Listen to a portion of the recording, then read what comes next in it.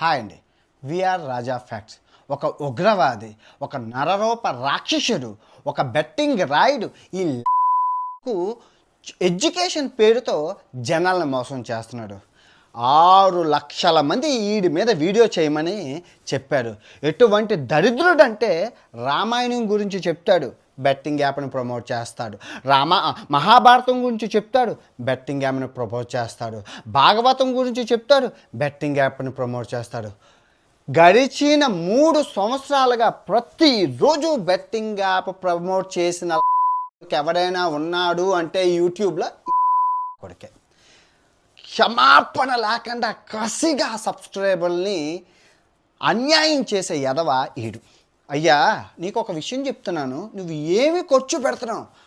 గూగుల్లో ఒక వీడియో తీసుకు ఒక ఫోటో తీసి చెప్పేదానికి కోట్లలో నిన్ను చూస్తున్నారే, అది చాలదు అని. ఇప్పుడు నేను అంటార్టికాకి 10 లక్షలు ఖర్చు పెట్టాను, నువ్వు చేసావు, నేను చేశాను, నాకన్నా నిన్నే ఎక్కువ మంది చూశారు.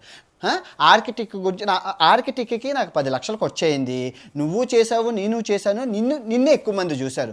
ఇలా చెప్పుకోకుంటే అమెజాన్ అడవులు అన్ని దేశాల గురించి నువ్వు ఇంట్లో కూర్చొని చెప్తావే, సిగ్గు లజ్జ ఏమైనా ఉందా చెప్పు?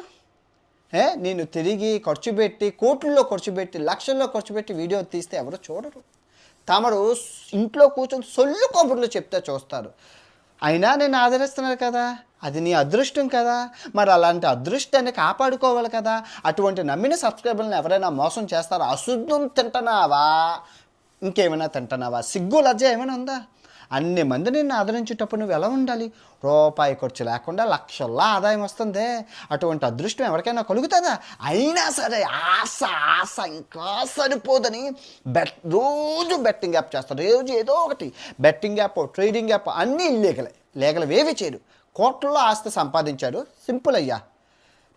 నువ్వు నష్టాన్ని నువ్వే కలిగించావు కాబట్టి నష్టపరిహారం కూడా నువ్వే చెల్లించాలి. దగ్గర నా దగ్గర ఒక 3 కోట్ల రూపాయలకి దస్తావేజులు ఉన్నాయి. తమరు సబ్స్క్రైబర్లు చేసిన నష్టాలు అవన్నీ తమరు తీర్చారు. ఏంటి నేనా 3 కోట్లు ఇవ్వాలా, ఎందుకు ఇవ్వాలి అని అడక్కు.